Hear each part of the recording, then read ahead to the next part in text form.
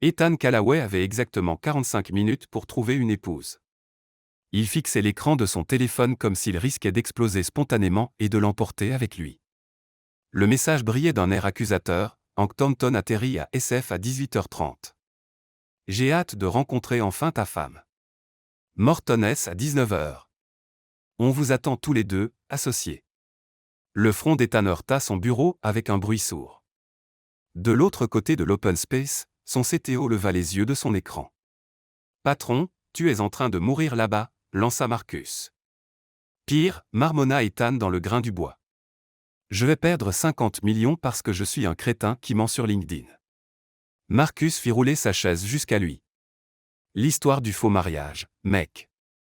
On savait tous que ça finirait par te revenir dans la figure. Attends, tu savais que j'avais inventé ça? Tout le monde sait que tu as ajouté « marié » à ton profil le lendemain du jour où Thornton a dit qu'il ne soutenait que les pères de famille qui avaient les bonnes priorités. Marcus haussa les épaules. On se disait que tu avais un plan. Mon plan, c'était d'espérer qu'il ne viendrait jamais. Super plan, en effet. Marcus se leva. Il te reste genre 40 minutes. Va falloir être créatif. Créatif comment? Je sais pas, engager une actrice? Corrompre une inconnue? Passer un marché avec quelqu'un de désespéré. Marcus repartit vers son bureau. T'es le PDG. Démerde-toi. Une actrice. Engager quelqu'un. C'était dingue, ridicule, probablement illégal. Ethan attrapa son téléphone et commença à chercher. 38 minutes plus tard, il avait appris qu'engager une actrice au dernier moment à San Francisco était plus compliqué que de lever des fonds en période de récession. L'agence 1 avait ri et raccroché. L'agence 2 exigeait un préavis minimum de 2 semaines. L'agence 3 avait demandé si c'était pour du contenu adulte et avait coupé la communication quand il avait dit non. Il était à 5 secondes de la crise de nerfs totale quand il la vit. Sloan Parker était assise en tailleur par terre dans le hall, entourée de ce qui ressemblait à l'explosion d'une papeterie d'art, nuancier de tissu, échantillon de peinture, et une maquette d'architecture déployée autour d'elle comme si elle avait revendiqué ce coin comme son royaume. Elle portait une salopette vintage éclaboussée de toutes les couleurs imaginables, des baskets usées jusqu'à la corde, et ses cheveux auburn étaient noués avec ce qui semblait être un pinceau. « Steve, écoute-moi très attentivement », disait-elle dans son téléphone, une main gesticulant avec emphase dans le vide. Tu ne peux pas avoir à la fois industriel moderne et cottage français à la campagne. Ce n'est pas éclectique. C'est une crise d'identité. Choisis un style ou visse dans le chaos. Ethan s'arrêta net. Elle était intéressante. Pas du tout sophistiquée au sens classique. On aurait dit qu'elle revenait d'un combat avec un magasin de loisirs créatifs, mais elle était là, à peu près du bon âge, et surtout, elle avait l'air de quelqu'un qui pourrait avoir besoin d'argent. Il regarda sa montre, 18h17. 43 minutes. Excusez-moi, dit-il en prenant sa voix à plus assurée de PDG. Sloan leva un doigt sans le regarder. Steve, je vais être brutalement honnête. Ton goût est épouvantable. Engage-moi et fais-moi confiance, ou engage quelqu'un d'autre et assume tes erreurs. Une pause. Parfait. Jeudi me va. Salut. Elle raccrocha et leva enfin les yeux. Je peux vous aider? Vous êtes décoratrice d'intérieur. Vous êtes détective. Elle commença à empiler ses nuanciers. J'attends un rendez-vous de présentation pour la refonte des bureaux de Callaway Digital. Vous travaillez ici? On peut dire ça. Le cœur d'Ethan battait la chamade. C'était insensé, mais les grands moyens pour les grandes causes désespérées. Je vais être direct parce que je n'ai pas le temps d'être subtil. J'ai besoin que vous prétendiez être ma femme ce soir. Dîner à 19h. Quelques heures maximum. Sloan se figea au milieu de son empilement. Lentement, elle leva les yeux vers lui comme s'il venait de lui proposer de braquer une banque ensemble. Pardon? Vous venez de dire « femme » ? Oui. Morton S. Steakhouse. Investisseur important. Type très conservateur. Pour résumer, j'ai peut-être laissé entendre que j'étais marié. Il arrive en avion pour la rencontrer. Et si j'arrive seul, je perds un accord à 50 millions qui maintient 40 salariés en poste. Un temps. Vous vous foutez de moi. 10 000 $ cash tout de suite. Un autre temps. 15. 125 000. 15 où tu peux toujours tenter Craigslist, copain.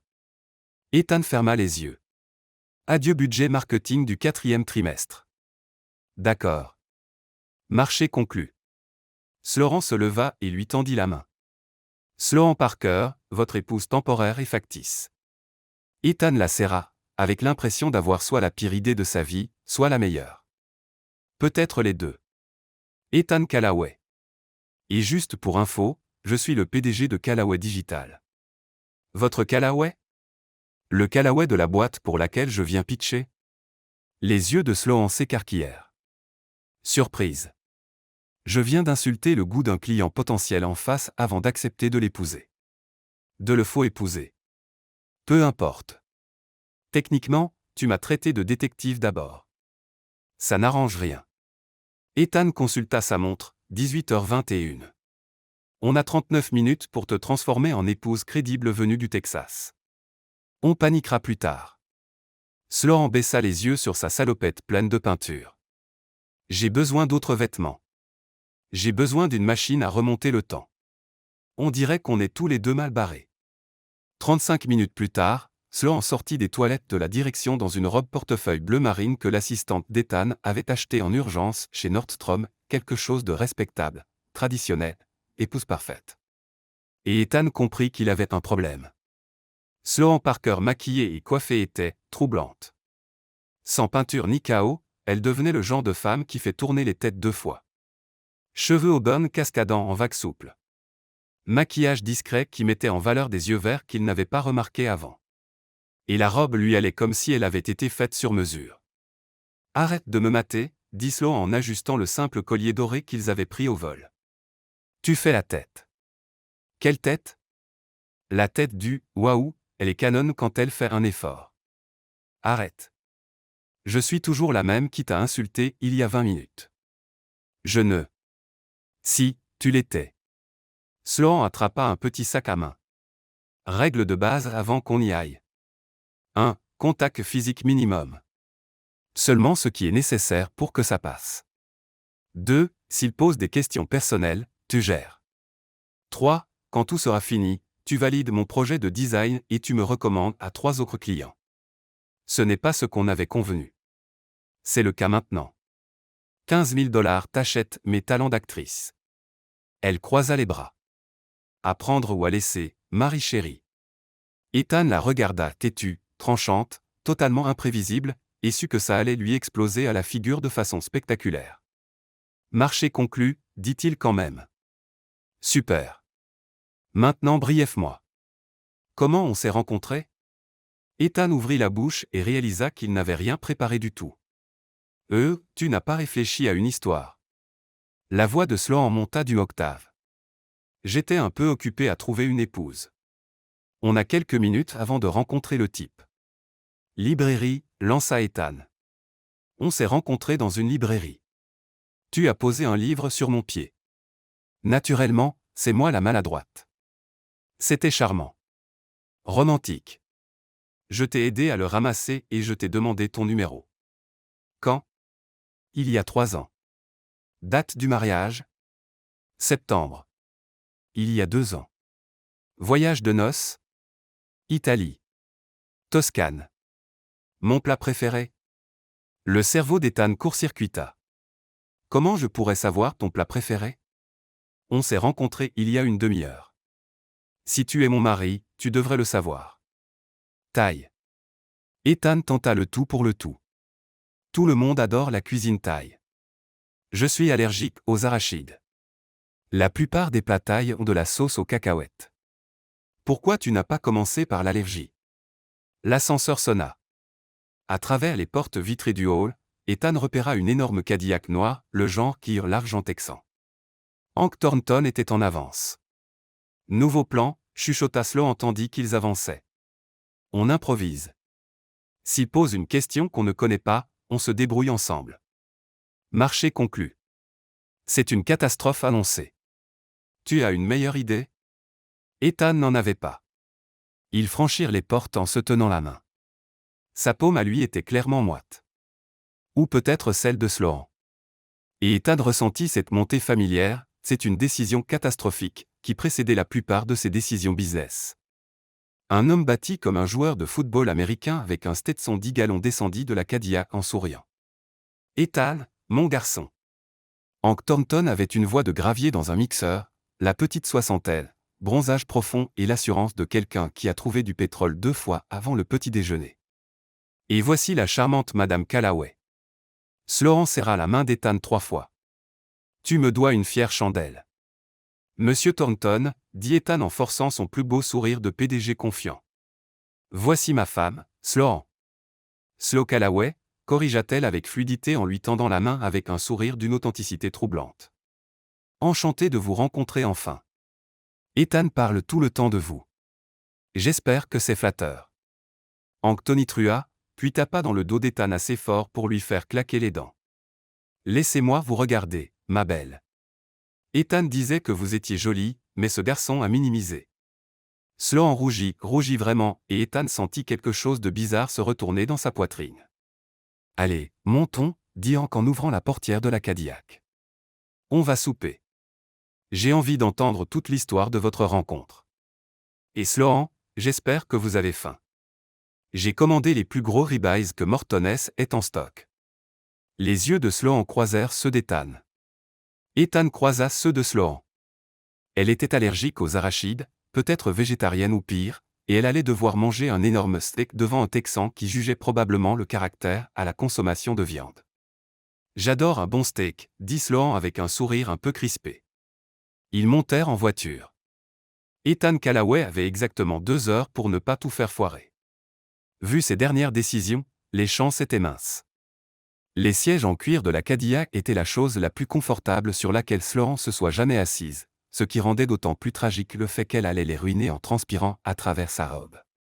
Hank Thornton se retourna depuis le siège passager avant, son énorme carrure faisant ressembler le mouvement à un ours qui fait du yoga. Racontez-moi tout. Comment vous êtes-vous rencontrés, vous deux tourtereaux? Sloan sentit la main d'Ethan trouver la sienne sur la banquette entre eux. Sa paume à lui était moite, ou la sienne. Difficile à dire quand les deux paniquaient. Librairie, dirent-ils à l'unisson. Les sourcils de Hank se haussèrent. Parfaitement synchronisés. Vous vous êtes entraîné? 3 ans de mariage, répondit Ethan avec fluidité bien que sa poigne se resserre. On finit les phrases de l'autre, à la longue. Oh, c'est trop mignon. Hank sourit. Quelle librairie? J'adore les belles histoires d'amour. L'esprit de Sloan devint totalement vide. Elle connaissait environ 4 librairies à San Francisco et n'en retrouvait aucune. Celle sûre. Commença-t-elle. Green Street, compléta Ethan. Green Street. Exactement, termina Sloan. Y avait-il une librairie sur Green Street? Aucune idée. Je tendais la main vers un livre en haut de l'étagère et je l'ai pratiquement lancé sur la tête d'Ethan. Elle exagère, dit Ethan. Ça a touché mon épaule. Tu avais dit que c'était mon pied tout à l'heure, lâcha Sloan avant de vouloir s'évaporer. Hank fronça légèrement les sourcils. Ça a rebondi, dit Ethan sans une seconde d'hésitation. D'abord l'épaule, puis le pied. Gros livre. Très lourd. Il s'appelait comment déjà, chérie? Le cerveau de Sloan hurla. L'art de l'architecture italienne. Voilà. Parce que tu planifiais déjà notre lune de miel. Ethan lui sourit, mais ses yeux disaient « Qu'est-ce que tu fous ?» Je suis une grande planificatrice, dit Sloan faiblement. Ça, tu peux le dire, ma belle. Hank se tapa la cuisse. Donc Ethan, gentleman, t'as aidé à te relever? Je n'étais pas par terre, l'interrompit Sloan. Il m'a aidé avec le livre, continua Hank. Et ensuite? Je lui ai demandé son numéro, dit Ethan. Il a été très fluide, ajouta Sloan. Je n'ai pas du tout été fluide. J'étais une catastrophe. Tu étais adorable. Ils se regardèrent, et pendant une seconde étrange, Sloan oublia qu'il mentait. La façon dont les yeux d'Ethan se plissaient quand il souriait semblait presque vrai. L'amour jeune. Hank rugit.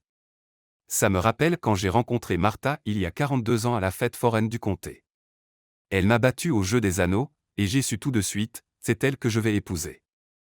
C'est magnifique, dit Sloan en le pensant vraiment. À propos de Martha, Hank sortit son téléphone. Elle m'a fait promettre de vous prendre en photo. Souriez. Sloan n'eut pas le temps de réaliser qu'Ethan avait déjà passé son bras autour de sa taille et la serrait contre lui. Elle se pencha automatiquement contre lui. Il sentait étonnamment bon, cèdre et quelque chose de propre, et sourit juste au moment du flash. Parfait. Martha va adorer. Hank tapa rapidement. Elle me tanne pour vous inviter au ranch un week-end. Elle veut rencontrer la femme qui a enfin mis le grappin sur le célibataire PDG. Sloan sentit Ethan se raidir complètement à côté d'elle. Ça a l'air génial, dit Ethan d'une voix légèrement tendue. On adorerait, un jour. Quand le travail se calmera. Le travail. Hank balaya l'argument d'un geste. C'est exactement pourquoi il vous faut des vacances. Écoute, on signe ce soir, je vous veux à Houston le mois prochain. Martha ne prendra pas non pour réponse. Le mois prochain? Répéta Sloan faiblement. C'est noté. Hank se retourna alors que la voiture s'arrêtait devant Mortoness. Allez, on mange. Je meurs de faim, je pourrais mordre la tête d'un longhorn. Le Mortoness Steakhouse était exactement le genre d'endroit auquel Sloan s'attendait, bois sombre, banquette en cuir, odeur caractéristique de bœuf cher et d'homme d'affaires plus âgé concluant des affaires. L'hôtesse, une certaine Britney d'après son badge, s'illumina en voyant Hank. Monsieur Thornton, votre table habituelle est prête. Merci, ma belle. Hank fit un grand geste. Voici Ethan Callaway et sa charmante épouse, Sloan. Vous allez les voir souvent quand on sera associés. Félicitations, sourit chaleureusement Britney. Depuis combien de temps êtes-vous mariés? 2 ans, dit Sloan. 3 ans ensemble, dit Ethan en même temps. Ils se regardèrent. 2 ans mariés, 3 ans ensemble, corrigea Ethan. Les maths, c'est dur. Il est PDG, pas comptable, dit Sloan en lui tapotant le bras comme si elle l'avait fait 1000 fois. Je gère toutes nos dates importantes. Femme intelligente, approuva Hank. Ne jamais laisser l'homme suivre les anniversaires. Recette assurée pour dormir sur le canapé. Ils s'installèrent dans une banquette incurvée en cuir, Sloan glissa la première, Ethan tout près d'elle, très près. Leurs cuisses se touchaient, et Sloan prit soudain conscience de chaque point de contact. Concentre-toi. Il fallait qu'elle se concentre. Un serveur apparut aussitôt. Monsieur Thornton. Ravi de vous revoir. Le même? Tu le sais, Danny. Ribeye saignant, pommes de terre au four garni. Et la même chose pour mes amis. On fête ça. L'estomac de Sloan se noua. La main d'Ethan se posa sur son genou sous la table. Chaud, ferme. La pression disait, tais-toi. En fait, ça a l'air parfait, termina Sloan. Peut-être à point pour moi. Très bien, madame. Et à boire? Whisky. Sec, dit Hank. Ethan. Pareil. Et pour madame? Sloan regarda Ethan, qui la regarda impuissant. Que buvaient les fausses épouses de PDG texans lors d'un dîner d'affaires? Vin rouge, dit-elle. Quelque chose d'italien. Surprenez-moi. Excellent choix. Danny disparut. Hank s'adossa, visiblement dans son élément. Alors, Sloan, Ethan m'a dit que vous faites du design d'intérieur? Oui. Enfin un sujet dont je peux parler sans mentir. Résidentiel et commercial. J'ai justement un rendez-vous de présentation avec Callaway Digital cette semaine. Ah oui? Hank regarda Ethan. Tu sépares vie pro et vie privée. Absolument, répondit Ethan. Sloan a obtenu ce rendez-vous par son seul mérite. Je me suis récusé du processus de sélection. Sloan cligna des yeux. C'était attentionné, et un bon mensonge qui les faisait passer tous les deux pour des pros. Je respecte ça. Hank hocha la tête. Trop de gens mélangent affaires et plaisir et finissent sans rien. Vous deux, on dirait que vous avez trouvé la formule. Si seulement ils savaient. On y travaille, dit Sloan. La communication, c'est la clé. Amen. Hank leva son verre d'eau. Au partenariat professionnel et personnel. Ils trinquèrent, Sloan but une longue gorgée en regrettant que ce ne soit pas quelque chose de plus fort. Bon, dit Hank en reposant son verre avec détermination. Parlons affaires. Ethan, j'ai étudié ta proposition. Chiffres impressionnants, trajectoire solide, plateforme innovante. Mais tu sais ce qui m'a vraiment convaincu? Quoi donc? Le fait que tu sois un homme de famille. Hank les regarda tour à tour. J'ai soutenu beaucoup de génies qui se sont crachés. Pas de racines, pas de raison de construire durable. Mais toi. Il pointa Ethan. Tu as quelqu'un à retrouver le soir. Quelqu'un qui te garde les pieds sur terre. Ça me dit que tu es là pour le long terme. Sloan sentit quelque chose de désagréable se tordre dans sa poitrine. Cet homme allait investir 50 millions sur un mensonge complet. Sloan me garde sain d'esprit, dit doucement Ethan. Et quelque chose dans sa voix sonnait presque vrai. Je serais perdu sans elle. Leurs regards se croisèrent, Sloan oublia sa réplique. Et je suis sûr qu'Ethan te rend folle parfois. Hank rit. Quelle est la pire dispute que vous ayez eue? Vide total. La rénovation de la cuisine, lâcha Sloan. Les sourcils d'Ethan se haussèrent. La cuisine? Tu voulais minimaliste moderne, continua Sloan en se laissant emporter parce que enfin elle savait de quoi elle parlait. Tout blanc, lignes épurées, zéro personnalité. Moi je voulais chaleur, ton bois, étagères ouvertes, couleur. On ne s'est presque pas parlé pendant une semaine. Qui a gagné? Demanda Hank ravi. On a compromis, répondit lentement Ethan en improvisant clairement. Placard blanc, plan de travail bois, et Sloan a choisi toute la quincaillerie parce qu'elle a un goût épouvantable en poignée. Je n'ai pas un goût épouvantable. Tu voulais nickel brossé. Nickel brossé. Quel est le problème avec le nickel brossé? C'est ennuyeux. Sûr. Le beige des poignets. Hank rit si fort qu'il tapa sur la table. Vous êtes vrai de vrai. Ma femme et moi on se dispute encore sur la couleur du salle de bain d'amis.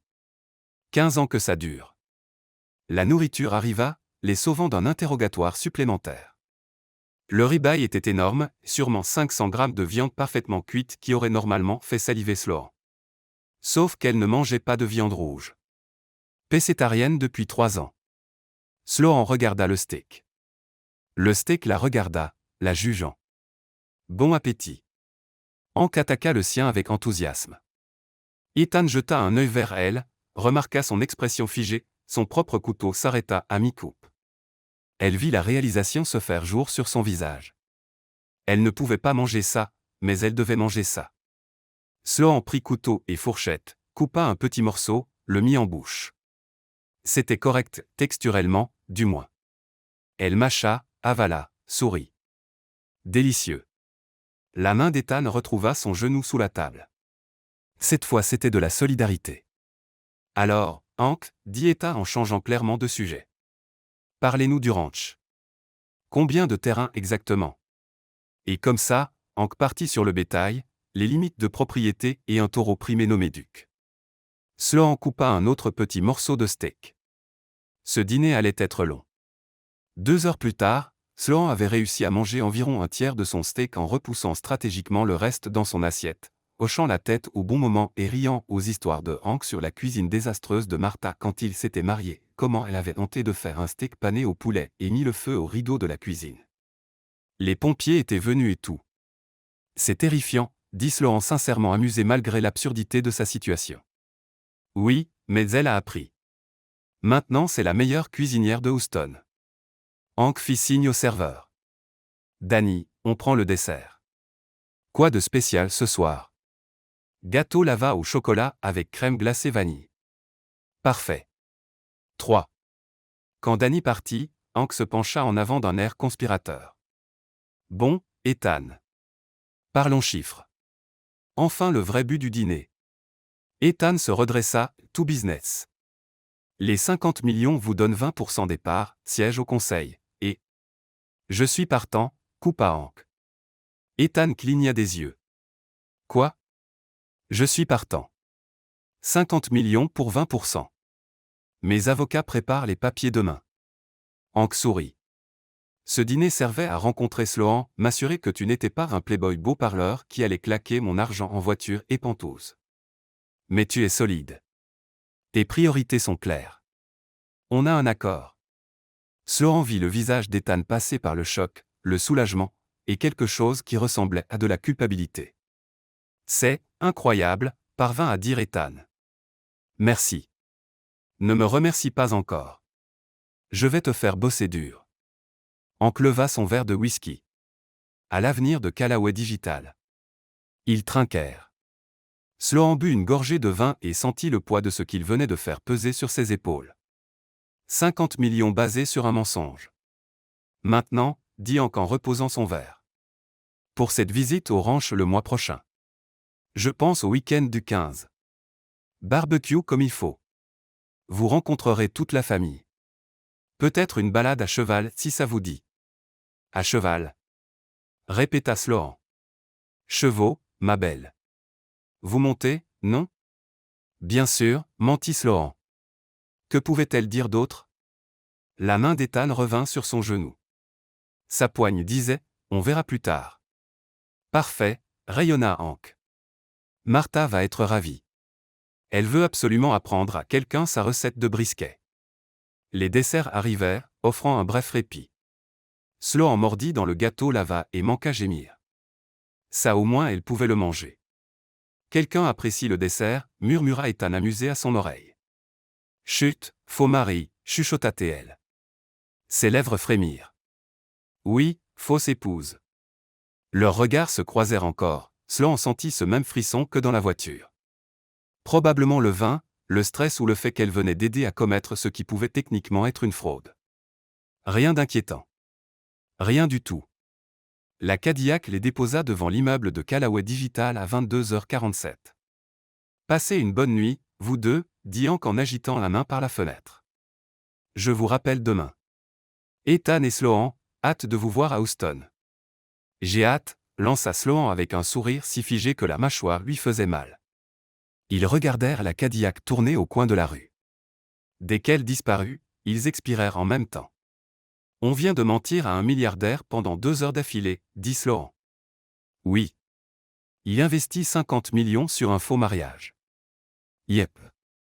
Et maintenant on doit aller au Texas le mois prochain, je devrais monter à cheval et apprendre des recettes de brisket. Exact. Sloan se tourna vers Ethan. Tu paniques?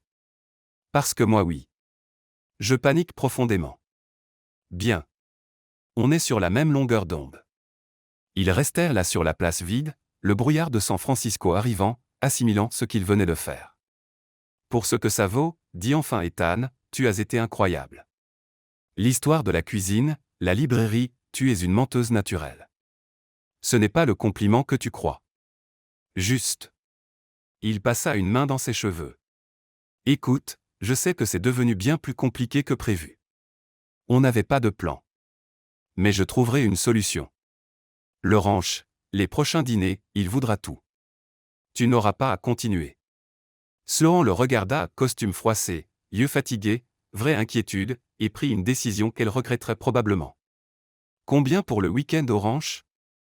Les yeux d'Ethan s'écarquillèrent. Quoi? Tu m'as entendu. Hank Thornton a l'air d'un type vraiment gentil qui va te donner 50 millions parce qu'il pense que tu es un homme de famille respectable. Si ça s'effondre, tu perds tout. Alors, combien pour un week-end au Texas? Sloan, je ne peux pas te demander de 25 000, plus tu valides mon projet et tu me recommandes personnellement à 5 boîtes. À prendre ou à laisser. Ethan la regarda comme si elle avait 2 têtes. Tu es sérieuse? Tout à fait. Pourquoi tu ferais ça? Bonne question. Sloan ne savait pas totalement elle-même. Peut-être parce que Hank lui rappelait son grand-père. Peut-être parce qu'elle avait vu le visage d'Ethan quand l'accord s'était conclu, pur soulagement mêlé de terreur. Peut-être parce qu'elle avait plus besoin d'argent et de contact que de dignité. Disons que je suis investi maintenant, dit-elle. Alors, marchez? Ethan resta silencieux longtemps. Puis tendit la main. Marcher. Mais on fait ça bien. Plus d'improvisation. On crée une vraie histoire. On apprend nos rôles. On répète jusqu'à ce que ce soit crédible. Sloan serra sa main. Quand on commence? Demain, 18h. Chez moi. Apporte tes questions. Il sortit son téléphone.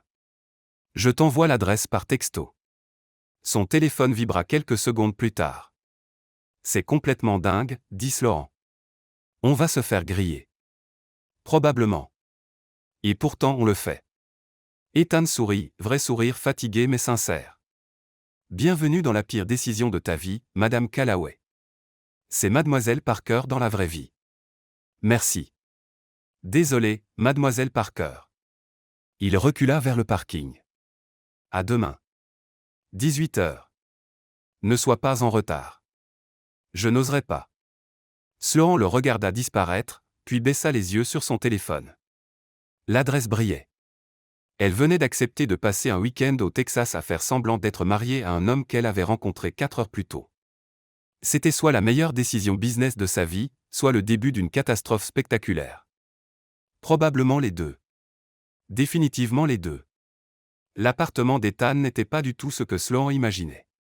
Elle s'attendait à un minimalisme clinique, vert, acier, chaises inconfortables ultra design. Au lieu de cela, c'était un chaos organisé, bibliothèque débordant de manuels tech et de science-fiction, canapé cuir usé mais confortable, affiches de concerts encadrées, cuisine qui sentait le vécu mais pas l'obsession culinaire. Sloan s'arrêta. En bazar. Ethan sortit de la cuisine avec 2 bouteilles de bière. Je n'attendais pas de visite avant, disons, hier. J'allais dire humain. J'imaginais un showroom. Là on dirait que quelqu'un vit vraiment ici. Déçu? Soulagé. Ça veut dire que tu n'es pas un robot total. Elle remarqua une housse de guitare dans un coin. Tu joues? Avant. Plus le temps maintenant. Ethan désigna la table de salle à manger couverte de documents imprimés. J'ai préparé des fiches de révision. Sloan s'approcha et écarquilla les yeux. Des tableurs en couleur et avec des onglets, notre histoire, dates importantes, souvenirs partagés, et particularités de couple. Tu as. Elle prit la première page. Tu as fait une présentation sur notre faux mariage. On a un mois pour devenir mariés de façon convaincante. Ça demande de la préparation. Ethan tira une chaise. Assieds-toi. On a du boulot. Tu es fou. Je suis méthodique. Il y a une différence. Sloan s'assit, parcourut la première page. Comment on s'est rencontrés? Il avait écrit 3 versions de la librairie avec notes sur les détails à mettre en avant. La version C semble la plus crédible, dit-elle en pointant.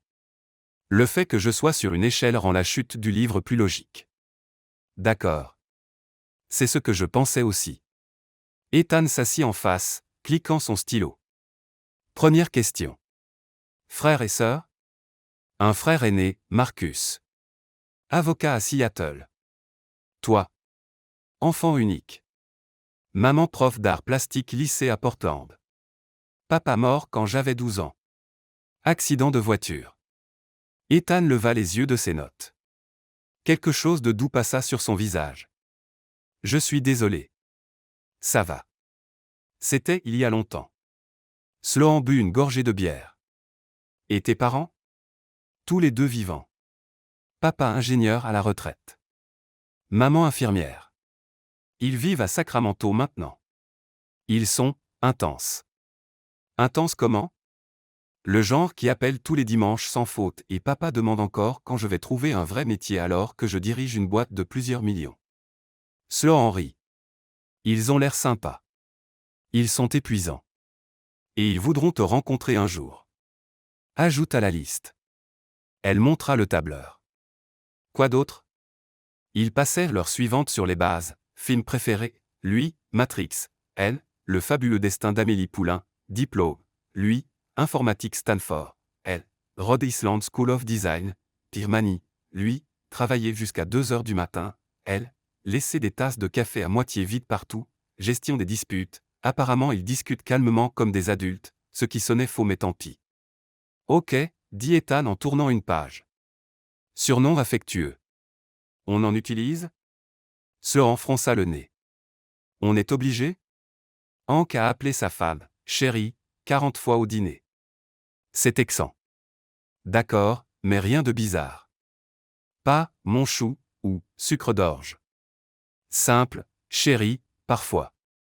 Bébé, si nécessaire. Et moi je t'appellerai, probablement juste Ethan. Bébé, si je suis énervé. Pourquoi énervé si on fait semblant d'être amoureux? Parce que c'est réaliste. Tous les couples s'énervent. Elle sourit. Ça ajoute de l'authenticité. Ethan nota. C'est malin en fait. J'ai mes moments.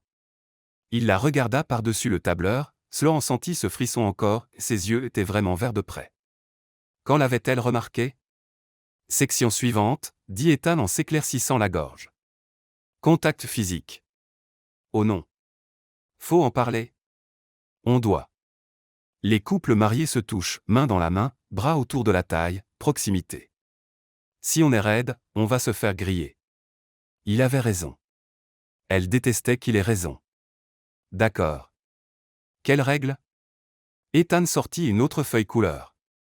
Bien sûr. Système feu tricolore. Vert, main dans la main, bras autour de la taille Whipple, proximité assise. Jaune, baiser rapide sur joue ou front, câlin. Rouge, tout ce qui est plus intime sauf absolue nécessité. Tu as mis nos contacts physiques en feu tricolore. Je suis visuel. Sloan éclata d'un rire franc qui lui fit venir les larmes aux yeux. Tu es la personne la plus ridicule que j'ai jamais rencontrée. C'est un compliment. Je ne sais même pas. Elle essuya ses yeux. Ok. Vert, jaune, rouge. Compris. Mais on devrait probablement s'entraîner. Ethan s'arrêta net de boire sa bière. S'entraîner? Tu viens de dire qu'on paraîtrait raide si on n'est pas à l'aise. Alors. Elle se leva et tendit la main. Allez, faux mari. On va s'entraîner à ne pas être bizarre. Ethan fixa sa main comme si elle risquait de le mordre. Puis il se leva lentement et la prit. Sa main était chaude, légèrement calleuse, probablement à force de taper ou de guitare. Leurs doigts s'entrelacèrent naturellement. Tu vois, dit Sloan d'une voix un peu plus rauque que prévu. Pas bizarre. Pas bizarre, répéta Ethan en regardant leurs mains jointes d'un air indéchiffrable. Maintenant passe ton bras autour de moi. Pourquoi? Parce que c'est ce que tu as fait pour la photo, il faut que ça soit naturel. Ethan hésita, puis glissa lentement son bras autour de sa taille. Sloan se rapprocha assez pour sentir sa chaleur, assez pour sentir son parfum de cèdre. Comme ça, demanda-t-il doucement. Bien. Naturel. Son cœur battait trop vite pour une simple répétition. On dirait un couple. Je ne nous vois pas. Bonne remarque. Mais aucun ne bougea.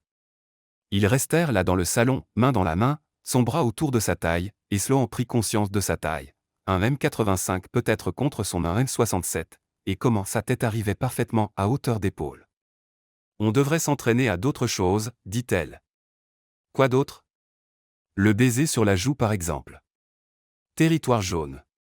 Tu veux que je le fasse ou toi? Ethan se pencha et posa un baiser rapide sur sa joue. Rapide, presque professionnel, mais Sloan le frisson alla juste à ses orteils. À toi de jouer, dit-il d'une voix plus rauque. Sloan se hissa sur la pointe des pieds, quand était-il devenu si grand? Et embrassa sa joue. Sa peau était chaude, il sentait encore meilleur de près. Et c'était censé être de l'entraînement, alors pourquoi ça ressemblait à autre chose? Elle recula vite. Super. On est pro. Totalement naturel. Complètement naturel, acquiesça Ethan mais ses oreilles étaient rouges. On continue le tableur? Oui. Bonne idée. Tableur. Ils se rassirent, très concentrés sur leur papier et pas du tout sur la sensation de cet entraînement qui sonnait trop vrai. 3 heures plus tard, ils avaient tout couvert, du faux lieu de vacances préféré, Toscane, à l'histoire de la fausse demande en mariage, coucher de soleil à Baker Beach, très romantique, totalement inventé. Dernière chose, dit Ethan en réprimant un bâillement. Presque 22 heures.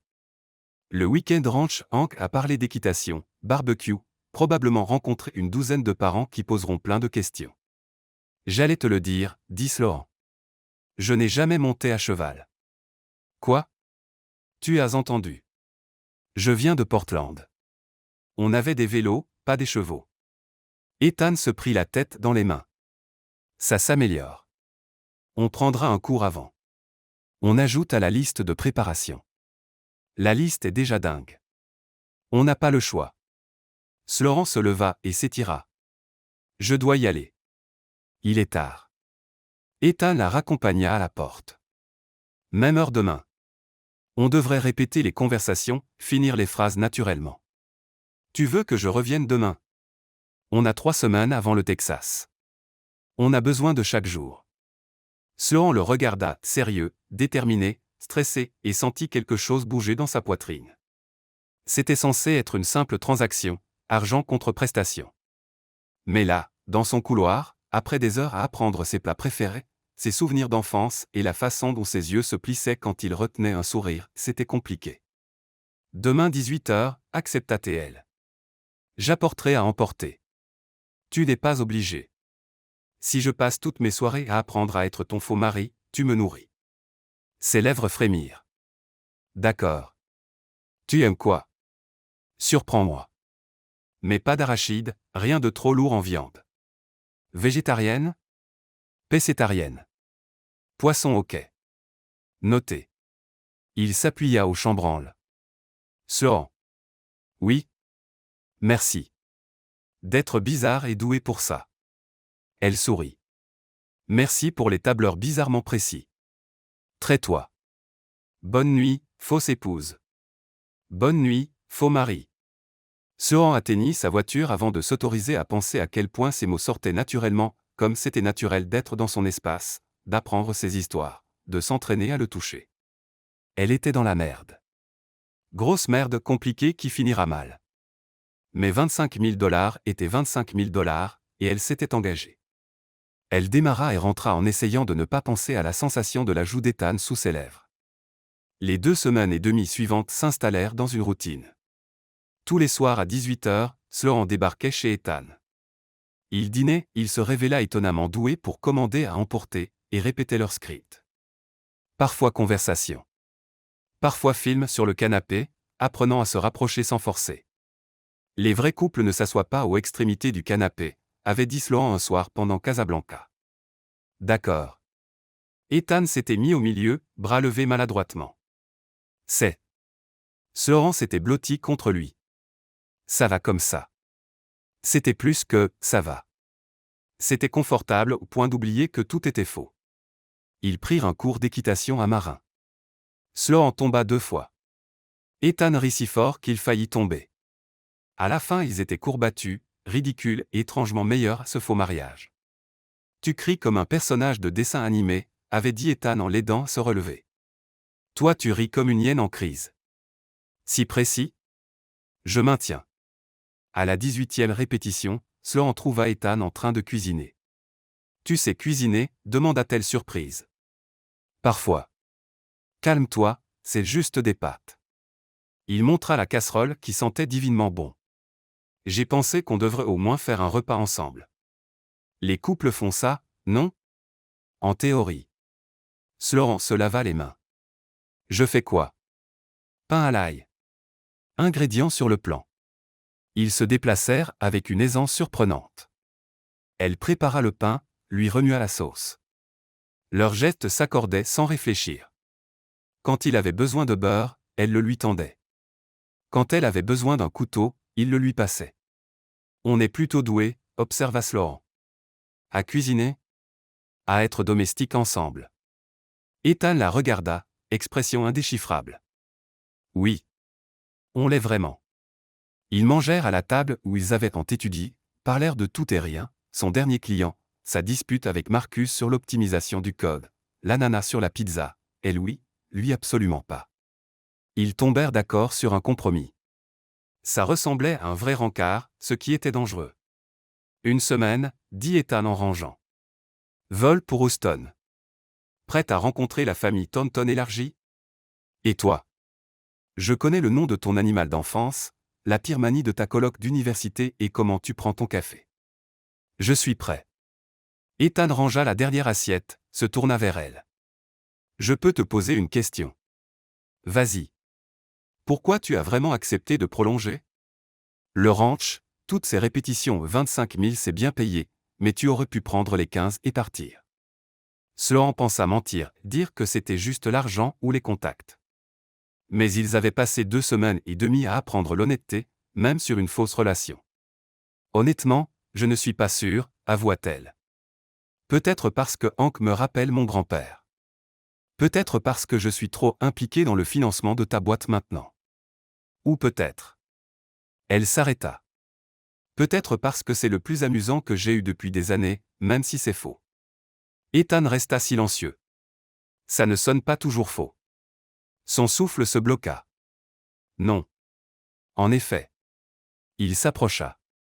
Parfois c'est la chose la plus vraie de ma vie en ce moment. Ils étaient plus proches que le feu vert ne l'autorisait, Sloan savait qu'il franchissait une ligne. Ethan. Son téléphone vibra bruyamment, brisant le moment. Hank, probablement pour confirmer les vols. Tu devrais répondre. Oui. Mais il ne bougea pas tout de suite. Sloan.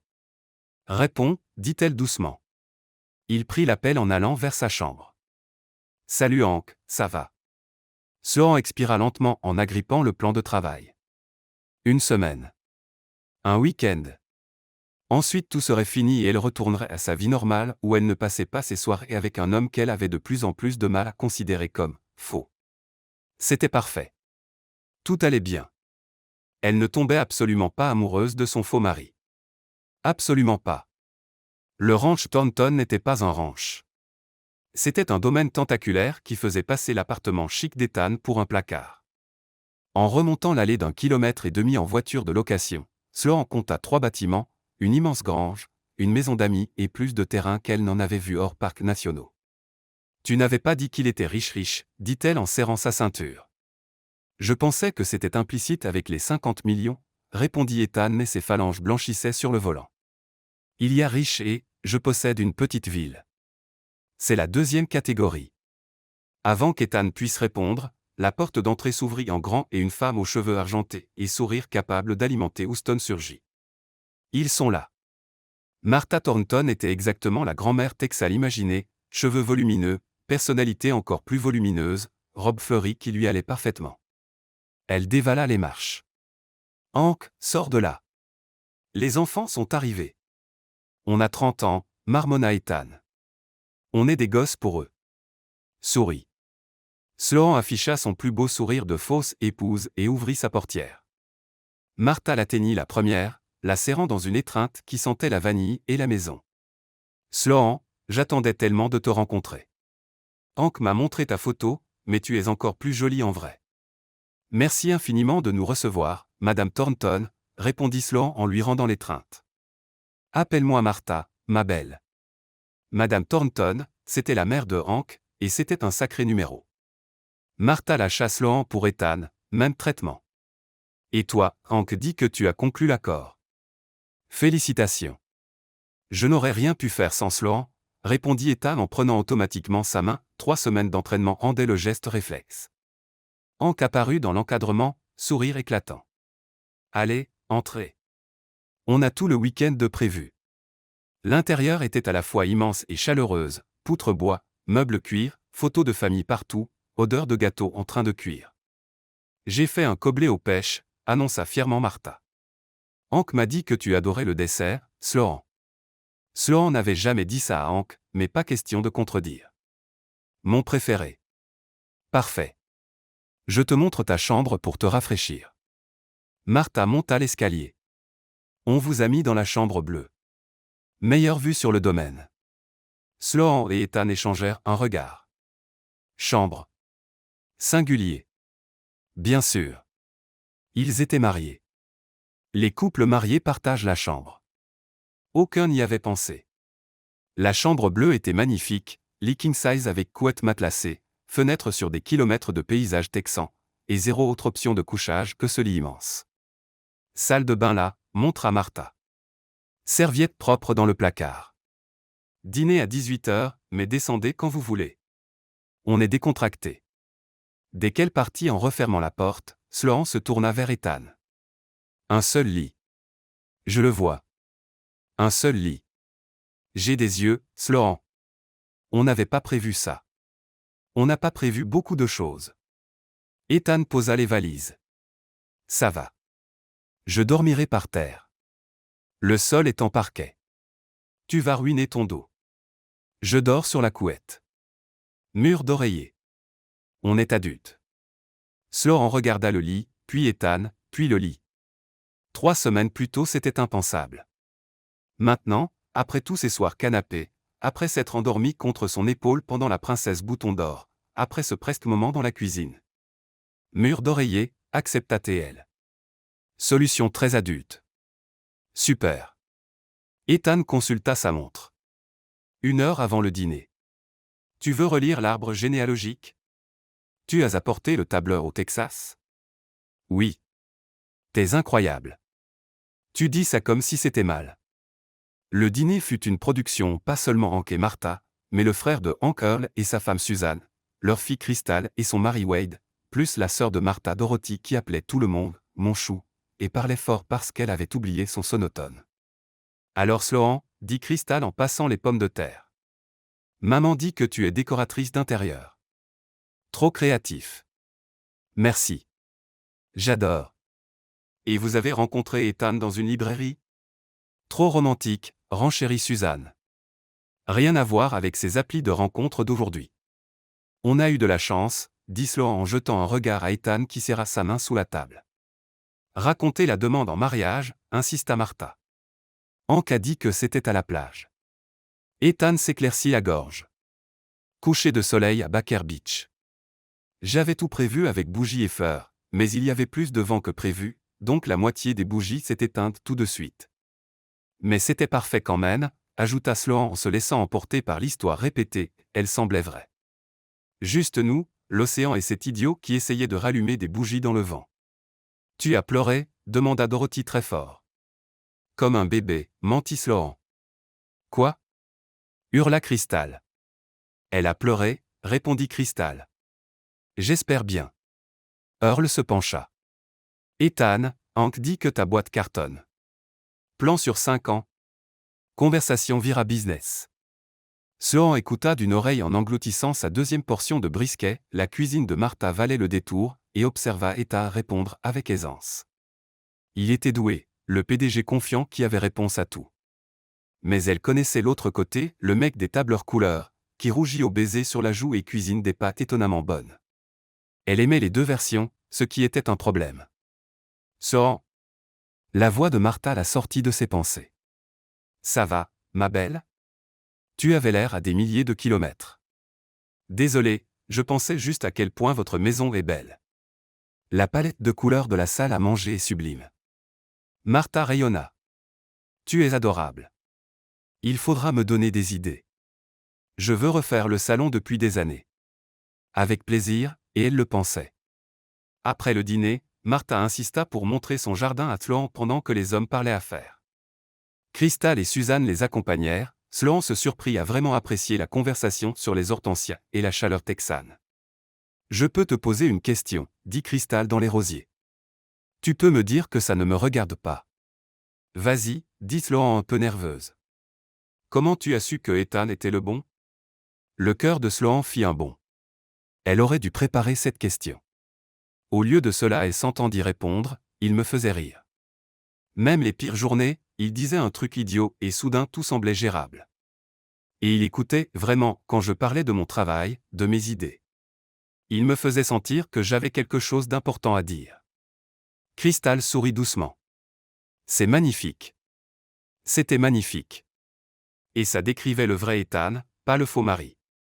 Quand ça s'était produit? Le soir, après un autre repas pantagruélique et plusieurs parties de cartes, Sloan et Ethan échappèrent enfin à leur chambre.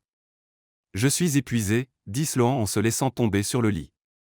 Comment on est qu'à mi-parcours du week-end? Aucune idée, mais je manque d'histoire sur notre vie fictive. Suzanne m'a demandé quel genre de mariage on avait eu, j'ai paniqué et dit, intime, maintenant elle veut des photos. Qu'on n'a pas. On dira que le photographe a perdu tout sur un crash disque. Photo téléphone uniquement. Tu es effrayante quand tu mens. J'improvise. Il y a une différence. Ethan sourit, vrai sourire qui atteignait ses yeux. Pour ce que ça vaut, tu es la meilleure fausse épouse que j'ai eue. Je suis la seule. Toujours la meilleure. Ils étaient assis sur le lit, assez proches pour qu'elle compte les éclats verts de ses yeux. Sloan sentit le moment basculer, passer en zone rouge dangereuse. Ethan, chuchota-t-elle. Oui. Qu'est-ce qu'on fait? Je ne sais pas, sa main remonta caresser sa joue. Mais je ne veux pas arrêter. Il se pencha lentement, lui laissant le temps de reculer. Elle ne recula pas. Ne put pas s'en empêcher malgré toutes les règles. Leurs lèvres se rencontrèrent doucement, tentative, pas un baiser de façade. Un vrai baiser pour eux. Les mains de Sloan trouvèrent ses épaules, l'attirèrent plus près, ses bras entourèrent sa taille. Le baiser s'approfondit, elle oublia les murs d'oreiller, les tableurs, le fait que tout était censé être faux. Ça sonnait vrai. Juste. Comme un début qui allait la détruire quand le week-end finirait. Ethan recula le premier, front contre le sien. C'était une erreur, termina Sloan bien qu'elle n'y croyait pas. Oui. Erreur. On est fatigué, pris dans le rôle. Exactement. Aucun ne s'écarta. On devrait en parler, demanda Ethan. Probablement. On va le faire? Probablement pas. Très sain. Malgré tout, Sloan rit. On est une catastrophe. La pire. Tu veux refaire un mur d'oreiller? Même pas un peu. Moi non plus. Ils s'allongèrent ensemble, sans faux semblant. Son bras autour d'elle, sa tête sur sa poitrine, écoutant son cœur. Ça ne change rien, chuchota Sloan. Demain on retourne à la normale. C'était juste le week-end. Juste le week-end, accepta Ethan mais son bras se resserra. Sloan ferma les yeux et essaya d'ignorer son cœur qui hurlait que c'était tout sauf juste. Le dimanche matin arriva avec un soleil qui semblait personnellement offensant vu l'état émotionnel de Sloan. Elle se réveilla toujours dans les bras d'Ethan, son visage à quelques centimètres, et eut 3 secondes de paix avant que la réalité ne revienne. Ils avaient embrassé. Vraiment embrassé puis décidé de faire comme si de rien n'était.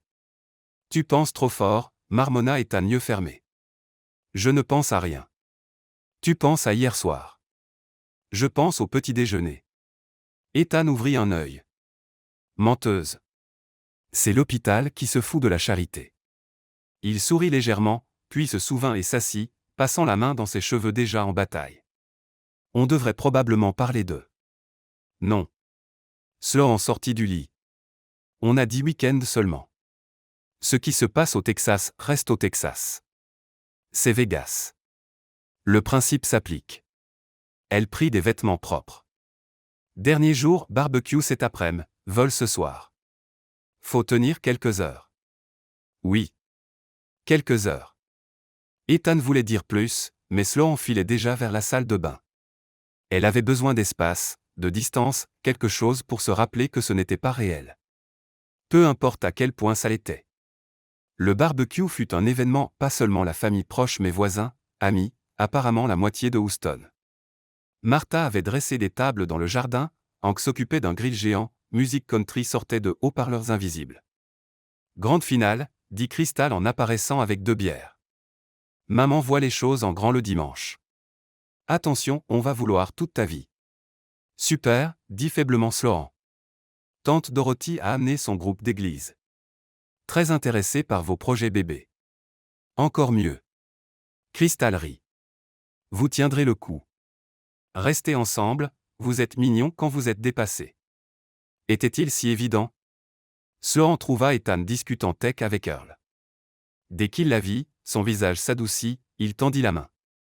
Te voilà, dit-il en la serrant contre lui. Earl parlait du nouveau système de sécurité. Fascinant, mentit Sloan poliment. Earl rit. Je t'épargne les détails, ma belle. Ethan, viens me voir plus tard pour les specs. Dès qu'Earl partit, Ethan se pencha. Ça va. Pourquoi ça n'irait pas? Tu as ton faux sourire. Celui du premier dîner avec Hank. Sloan cligna des yeux. J'ai un faux sourire. Le coin gauche ne monte pas assez. Le vrai est plus symétrique. Dit comme s'il avait passé des heures à étudier son visage. Tu es trop observateur. Aléa du métier.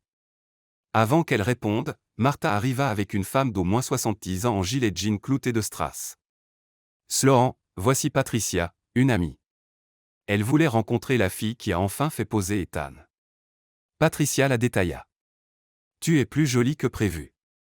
Bonne structure osseuse. Quel âge as-tu, ma belle? 29 ans. Encore temps pour quelques enfants à or? Patricia approuva. Ethan a l'air de faire de beaux bébés. Vous pensez commencer bientôt? La main d'Ethan serra la sienne. On profite d'abord du mariage, répondit Ethan avec fluidité. Pas pressé. Ne tardez pas trop, avertit Patricia. Ma fille a attendu 35 ans et tout ce cirque de fertilité. Ça leur a coûté une fortune. On gardera ça en tête, parvint Sloan. Patricia partit harceler quelqu'un d'autre, Sloan expira. J'ai besoin d'un verre. Pareil. Ils filèrent au bar improvisé, bière en main, trouvèrent un coin calme près du rosier de Martha. Plus que 5 heures, dit Ethan en regardant sa montre. Ensuite on rentre. Et ensuite? Il la regarda.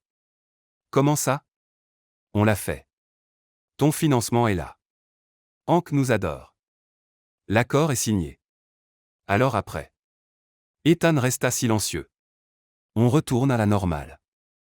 Tu fais tes designs. Je dirige ma boîte. On. Il s'arrêta. On quoi? Je ne sais pas, il se tourna vers elle. Sloan, hier soir était une erreur. Elle le coupa bien que ça fasse mal. On était fatigué, pris dans le rôle. Ça ne veut rien dire, hein, Ethan? Elle se força son regard. C'était un arrangement. Argent contre prestation. Rien d'autre. C'est vraiment tout pour toi? Non. Mais l'admettre aggraverait tout. Oui, mentit-elle. Rien d'autre. Quelque chose se ferma dans les yeux d'Ethan. D'accord. Bien sûr. Business. Ethan, vous voilà. Hank traversa la pelouse téléphone en main, sourire éclatant. Je vous cherchais. Quelqu'un veut vous dire bonjour. Il tendit le téléphone à Ethan. Une voix féminine, Ethan? Chérie, c'est toi. Le visage d'Ethan blêmit. Maman. Oh non. Hank m'a appelé. Dis que toi et ta femme étiez au ranch. Ta femme, Ethan. Quand comptais-tu dire à ta mère que tu t'étais marié? Sloan vit le visage d'Ethan passer par la panique, la culpabilité, résignation. Maman, je peux t'expliquer. J'adorerais entendre ça. Et rencontrer cette Sloan dont j'apprends l'existence maintenant. Passe-la moi. Ethan tendit le téléphone à Sloan, vraie peur dans les yeux. Elle le prit. Bonjour, Madame Callaway. Je suis Sloan. Bonjour, Sloan. La voix était glaciale. Je suis Linda, la mère d'Ethan, qu'il a apparemment oublié de mentionner son mariage. Je suis tellement désolé. On voulait vous le dire en personne. C'était quand le mariage? Le cerveau de Sloan s'emballa. Septembre. Il y a 2 ans. 2 ans. La voix de Linda aurait congelé le soleil texan. Mariée depuis 2 ans et on l'apprend maintenant. On s'est marié en secret, improvisa Sloan désespérément. Très petit. Coup de tête.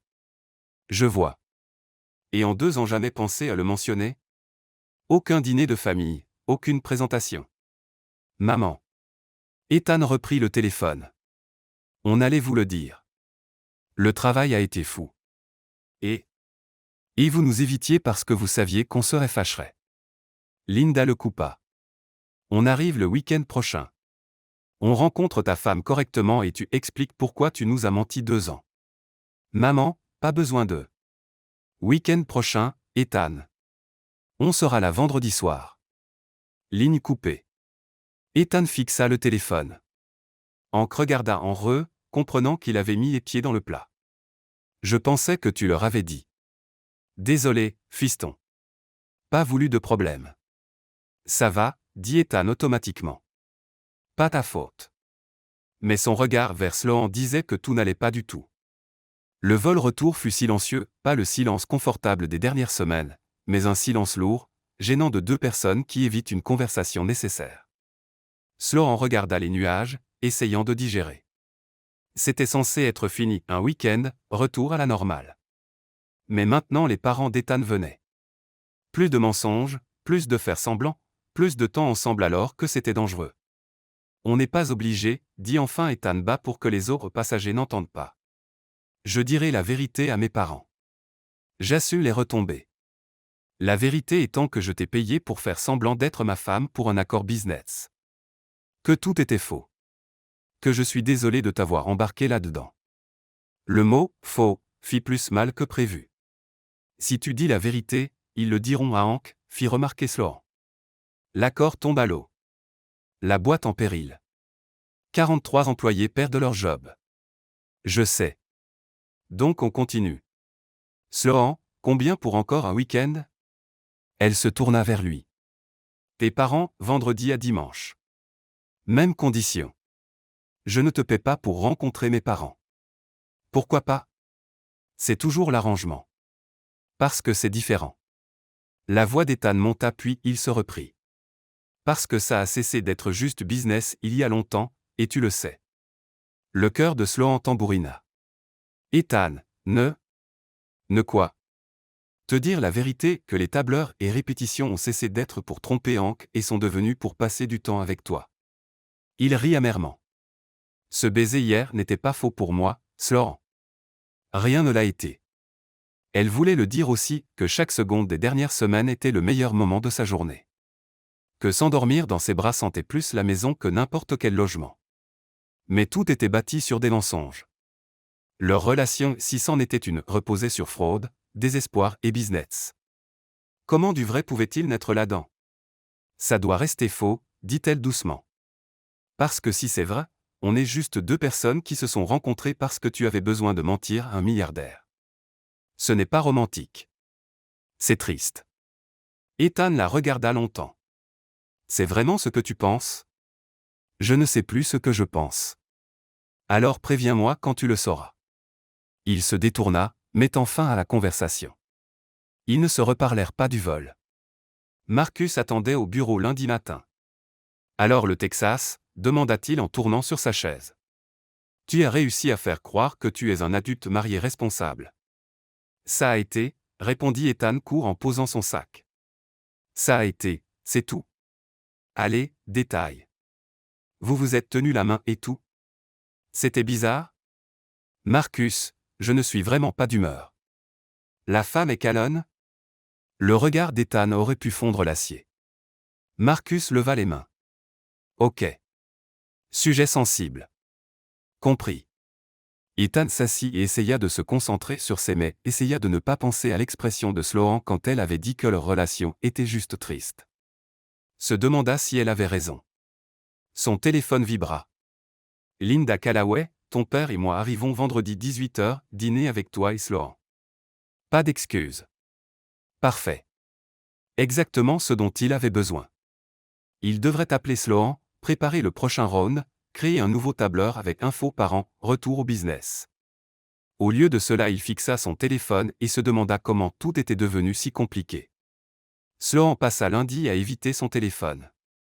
Elle savait qu'Ethan appellerait pour parler de la visite de ses parents, qu'il fallait préparer, répéter.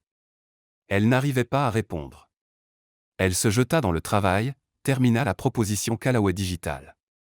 C'était étrange maintenant, dessiner son espace de travail, choisir des couleurs qu'il aimerait parce qu'elle connaissait ses goûts après un mois.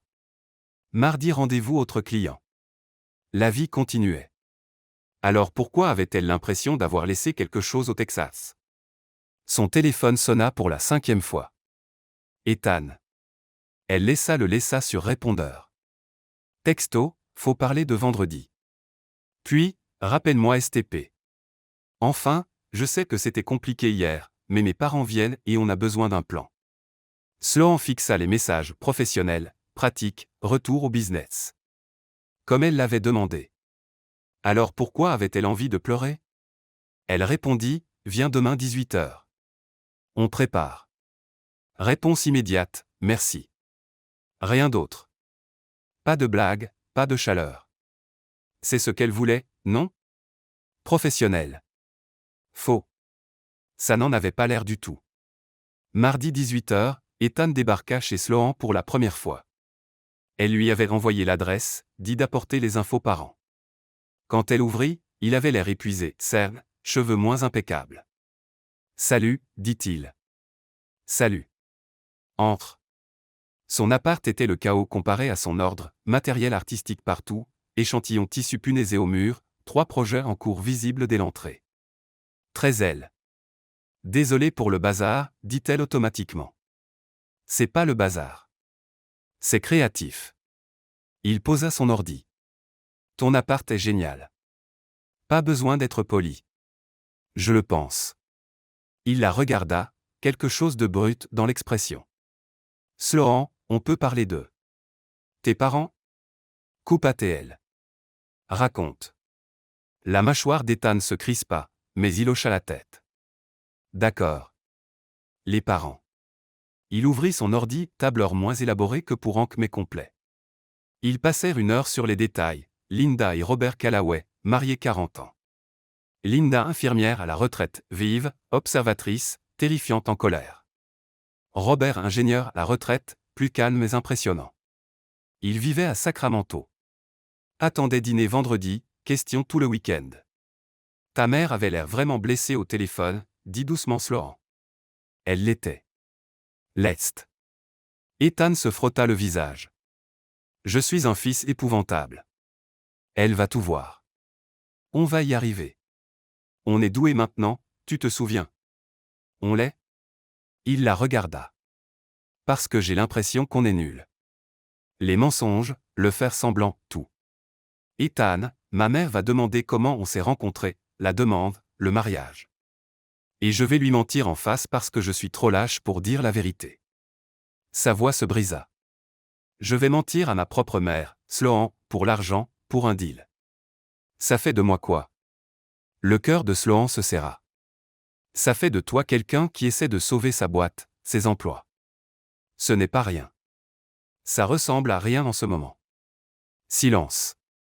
Le tableur brillait en reux, plein de mensonges à apprendre. On n'est pas obligé, dit enfin Sloan.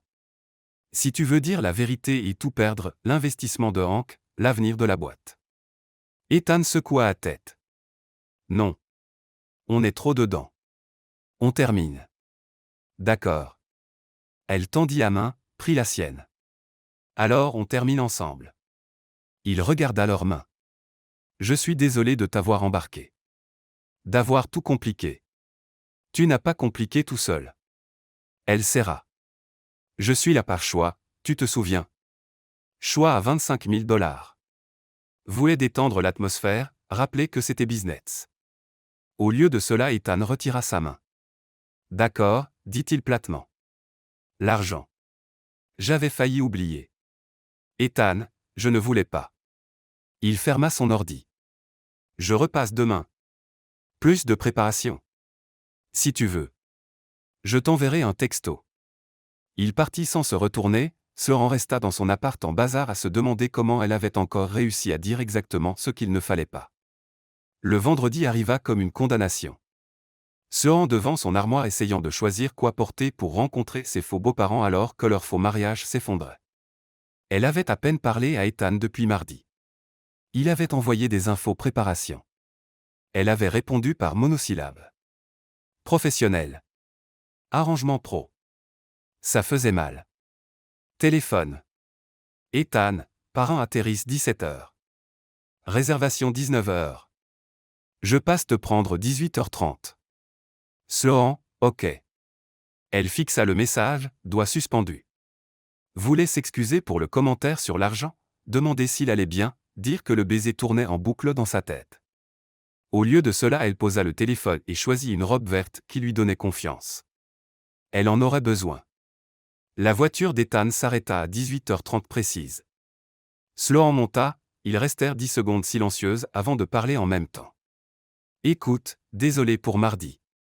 Ils s'arrêtèrent, presque sourire. Presque. Vas-y, dit Ethan. Désolé pour le commentaire sur l'argent. C'est mal sorti. Je ne voulais pas que ça sonne transactionnel. Ça l'est. C'est tout le concept. Mais sa voix était plus douce.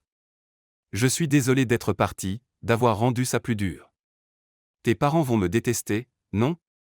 Probablement. Il entra dans la circulation. Mais pas à cause de toi. Ils détesteront que je t'ai caché, menti 2 ans. On peut encore dire la vérité. Non. Ses mains se crispèrent sur le volant.